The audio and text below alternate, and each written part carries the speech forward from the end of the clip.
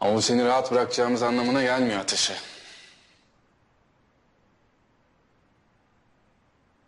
Söyleyeceksin. Geminin ismini, cismini, nereden nereye gidiyor hepsini söyleyeceksin. Gemi mi? Ne gemisi? Bak benim ayarlarımla oynama. İçinde bomba yüklü olan bir gemi. Muhtemelen Derman'ın da içinde olduğu bir gemi. Derman. Derman bir terörist. Bense bir diplomatım. Kusura bakmayın ama sorularınızın cevabını yanlış yerde arıyorsunuz.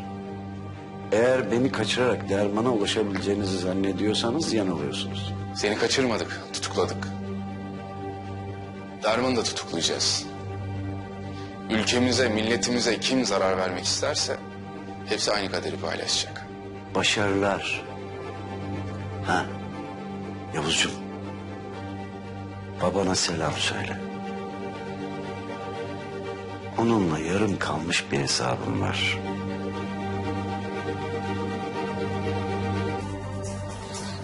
Konuş lan!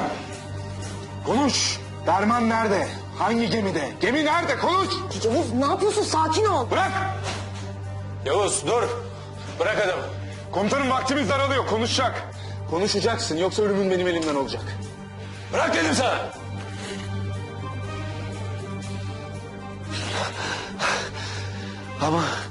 Ama biz seninle böyle bir yere varamayız sert çocuk. Yavuz kendine gel. Sakin kal. Kalamayacaksan da çık git. Sakinle şöyle gel. Komutanım kadınları da bunlar kaçırttı kesin. Zaten saatler sonra gemiyi patlatacaklar. Her yeri yerle bir edecekler. Biz daha neyi bekliyoruz? Konuşacak! Konuşmazsam ne yaparsınız ha? İşkence mi yaparsınız? Ha, pardon. Siz Türk askeri işkence yapmıyordunuz değil mi? Ha senin canın işkence mi istiyor? Bunu bildiğim iyi oldu. Sabrım taşırma Yavuz. Zaman daralıyor.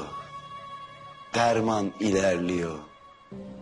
Seni son kez uyarıyorum Yavuz. İyi değilsen git beni harekat merkezinde bekle. Komutanım iyi değilim. Ama bu içerideki pisliği konuşturmadan da hiçbir yere gitmiyorum. Ya kendi rızasıyla konuşur ya da ben onu işkenceyle konuştururum. Yavuz bir Türk askeri olduğunu unutuyorsun. Komutanım. Karşında komutanın olduğunu da unutuyorsun. Ne yapalım peki komutanım? Oturup izleyelim mi? Bekleyelim de Derman ülkenin ortasına kocaman bir delik mi açsın? Bekleyelim de kadınlarımız mı ölsün? Bekleyemeyiz. Gerekirse ölürüz ama bekleyemeyiz. Şimdi de bana akıl vermeye mi kalkıyorsun? Ha? Vatanı için sadece sen mi canını verirsin? Sevdiği kadın için sadece sen mi ölürsün?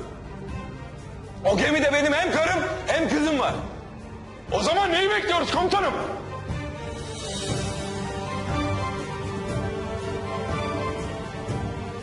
Planın ne Yavuz? Ha? İşkence mi? O zaman o adilerden ne farkımız olacak bizim? Söyle. Planın işkence mi? Eğer konuşacaksa evet, işkence. Yavuz yıkıl git karşımdan. Kafanı topla öyle gel.